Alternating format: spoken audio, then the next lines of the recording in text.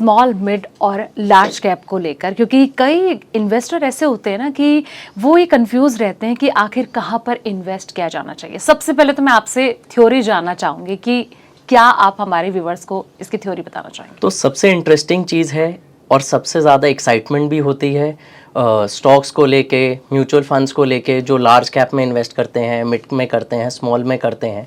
तो सबसे पहले जानते हैं कि इसकी डेफिनेशन कैसे बनी है और कैसे सेबी इसको कैटेगराइज करता है। तो अगर मैं सेबी की बात करूं तो पहली 100 कंपनियों को वो लार्ज कैप की कैटेगरी देता है। जो कंपनी 101 से 250 के बीच में है उसको मिड कैप कैटेगरी दी जाती है, एंड 250 के बाद भी कोई भी कंपनी है जो मार्केट कैप बेसिस पे, उस कंपनी को स्मॉल कैप कहा जाता है। चाहे उसमें कंपनी कोई 1000 करोड़ की हो, 10,000 करोड़ की हो, लेकिन अगर वो 250 के रैंक के बाद है तो उसको स्मॉल कैप की कैटेगरी दिया जाता है।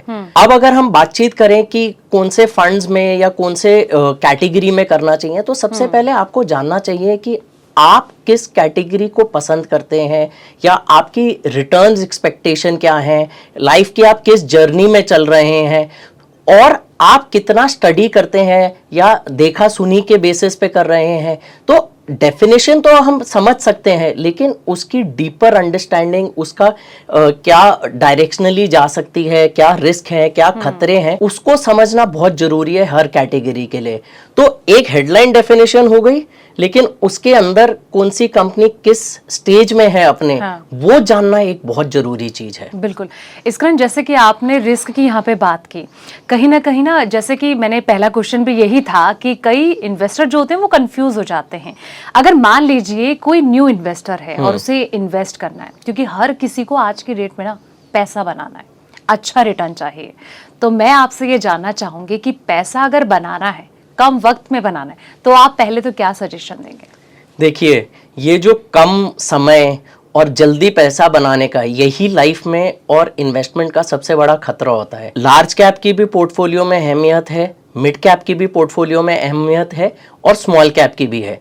लार्ज कैप क्या करता है आपके पोर्टफोलियो में, कहीं ना कहीं एक स्टेबिलिटी लेके आता है। जब जैसे कोविड जैसा समय आ गया, 2008 वाला लीमन क्राइसिस आ गया, यूक्रेन वॉर आ गई, ऐसे कई समय आते हैं। तो लार्ज कैप्स क्योंकि स्टेबल कंपनी है, एक लेवल पे पहुंच चुकी हैं, अपनी इंडस्ट्री की लीडर हैं, तो उनमें गिरावट की प्रोबेबिलिटी कम होती है, क्योंकि कहीं ना कहीं बिजनेस स्टेबल है, कैश फ्लो प्रिडिक्टेबल रहता है, कम मुश्किल समय के दौर में भी अपने आप को संभाल जाती हैं। तो जो क्लाइंट्स आते हैं या जो निवेशक आते हैं जल्दी पैसा रिटर्न बनाने के चक्कर में, क्योंकि आपको आज नहीं पता कि कल ये कोविड का समय आएगा, कल ये लीमन वाला समय आएगा, कल यूएस में रिसेशन आएगा। तो मिड स्मॉल कैप ऑल्दो बहुत अच्छी रिटर्न देते हैं, लेकिन वो गिरावट में भी सबसे आगे रहते हैं। अगर मैं पास्ट ट्रैक रिकॉर्ड देखूं, अगर हम स्मॉल कैप कंपनीज की बात करें, स्मॉल कैप म्यूचुअल फंड्स की बात करें, उन्होंने बेहतरीन रिटर्न दी है। पिछले 5 सालों में तो लार्ज कैप के प्रति ऑलमोस्ट डबल रिटर्न है, 24-25% CAGR तो सिप में लोगों ने कमाया है। अगर मैं निफ्टी की बात करूं, निफ्टी कोविड से पहले लगभग 12,000 के लेवल पे था, आज 25,500 की रेंज में चल रहा है। तो उसने 5 साल में अपने आप को डबल किया है, तो 13-14% की रिटर्न है, जबकि मिड स्मॉल कैप कंपनीज ने ज्यादा रिटर्न दी है। लेकिन प्रॉब्लम क्या होती है कि जब गिरावट का समय है, जब रिसेशन का समय है, उस समय मिड स्मॉल कैप कंपनी ज्यादा गिरती हैं। स्मॉल कैप में क्या होता है, आपके इंडस्ट्री में हेडविंड्स मिल जाते हैं, आपका कॉस्ट ऑफ कैपिटल बढ़ जाता है, टिपिकली आपका जो बैंक से आप बोरो करते हैं आपको महंगे रेट पे मिलता है, आपकी कैपेसिटी पूरी यूज नहीं हो रही होती, आपने फैक्ट्रियां लगा ली होती हैं, आपने एक्सपेंशन कर लिया होता, उस हिसाब से ऑर्डर नहीं आ रहे होते।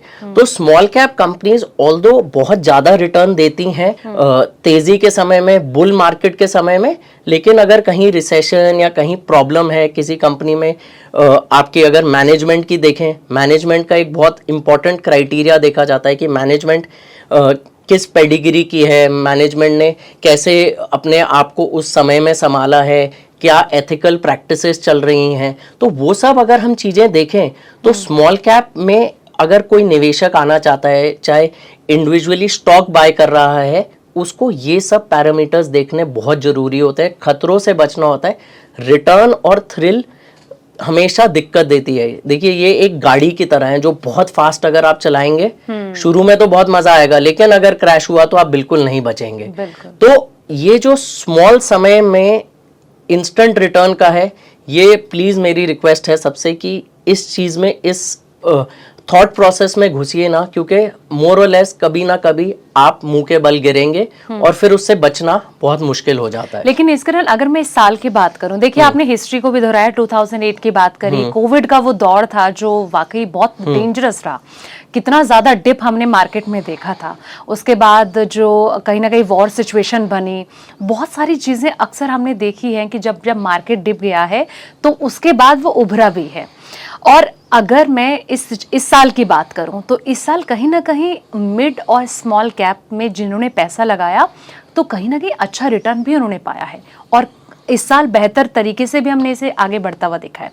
तो इसको लेकर आप क्या कहेंगे कि ये साल, क्योंकि अब लगभग खत्म होने वाला ये साल 2026 आ जाएगा, फिर अलग से प्लानिंग होगी, अलग से थॉट प्रोसेस होंगे, तो उसको लेकर आप क्या कहेंगे कि तो क्या जो ये इस साल रहेगा वो आने वाले साल में भी ऐसा चलेगा? ये आपने बिल्कुल सही बात बोली कि अगर हम मार्च के लोस से देखें, जब निफ्टी ने 22,000 का लेवल तोड़ा था, वहां से एक अच्छा जंप आया। निफ्टी अभी पिछले हफ्ते तक लगभग 26,000 के लेवल पे भी टच किया। एंड उसके बाद अगर मैं बात करूं, मिड स्मॉल कैप में भी अच्छी तेजी आई, लेकिन अगर आप गौर करेंगे कौन से सेक्टर्स में तेजी आई, कौन सी मार्केट कैप में तेजी आई, जो कंपनियां एक ऐसे सेक्टर में थी जिसमें तेजी थी, जिस कंपनी ने उस दौर में, जिस मुश्किल समय के दौर में अपनी एफिशिएंसी को इम्प्रूव किया, कहीं ना कहीं मार्केट लीडरशिप की तरह मूव कर रहा है, या कहीं ना कहीं प्रोडक्ट इनोवेशन रही है।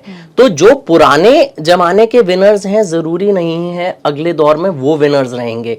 तो आप जब मिड स्मॉल कैप कंपनीज देखते हैं, आपको ये देखना पड़ता है कि कौन से सेक्टर में आप प्ले करना चाहते हैं, कौन सा उभरता हुआ सेक्टर होगा। लास्ट 6 महीने की बात करें, क्योंकि एक एग्जाम्पल से हमेशा रिलेट होता है, अप्रैल में इंडिया पाकिस्तान वॉर हुई, तो उस दौर से आपकी डिफेंस कंपनीज में बहुत अच्छी तेजी आई, क्योंकि कहीं ना कहीं समझ हुआ कि सिर्फ इंडिया पाकिस्तान नहीं है, आपका ईरान इजराइल भी हुआ, यूक्रेन रशिया तो 3-4 साल से चल रहा है, कहीं ना कहीं थाईलैंड और कंबोडिया के भी बीच में कुछ मुश्किलें आई थी। तो कहीं ना कहीं कंट्रीज अपने सेल्फ डिफेंस पे काम करेंगी।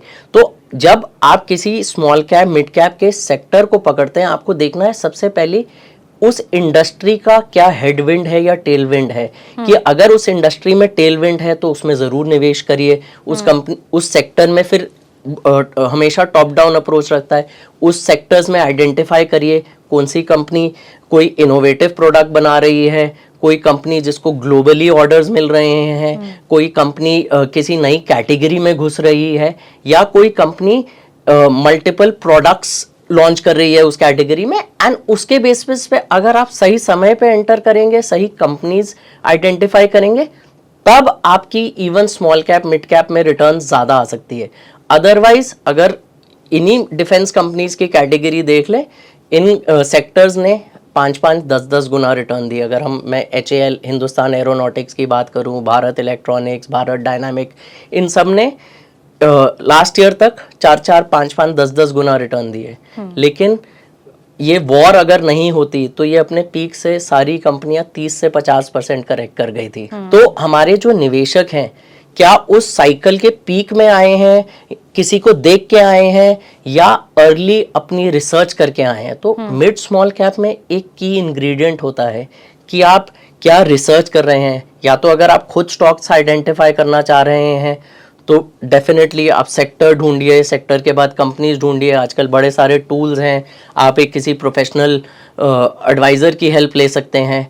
या अगर आप ये सब करने में कतराते हैं तो कहीं ना कहीं आप एक फंड मैनेजर, जो मिड स्मॉल कैप के फंड मैनेजर्स हैं, जिनका 5-10 साल का पेडिग्री रहा है, जिन्होंने साइकिल देखी है, उनके सहारे आप मार्केट में निवेश कर सकते हैं, प्रोवाइडेड आप एक 5-7 साल का साइकिल ले रहे हैं। क्योंकि मिड स्मॉल कैप एक 2 से 3 साल के होराइजन में अगर कोई क्रैश आ गया, मार्केट में कोई प्रॉब्लम आ गई, तो ये सबसे ज़्यादा गिरेंगे। एंड फिर आप कहेंगे कि इंस्टेंट रिटर्न बनाने गए थे, यहाँ तो हम अपना कैपिटल डिस्ट्रॉय कर गए। तो दैट इज़ अ वेरी की इंग्रेडिएंट कि हमें कहीं ना कहीं कैपिटल को भी बचा के चलना है, देख के चलना है। देखिए इक्विटी है, कैपिटल पे रिस्क रहेगा, लेकिन अगर क्रैश आएगा तो लार्ज कैप 20 गिरेगा, 30 गिरेगा, लेकिन मिड स्मॉल कैप में क्षमता है कि 50, 60, 70% भी गिर जाते हैं। अगर ये रिसर्च नहीं हो, कंपनीज में कुछ प्रॉब्लम हो, मैनेजमेंट में गड़बड़ हो कहीं, तो ये सब चीज़ों से बच के रहने वाला बहुत आपको बच के रहना पड़ेगा।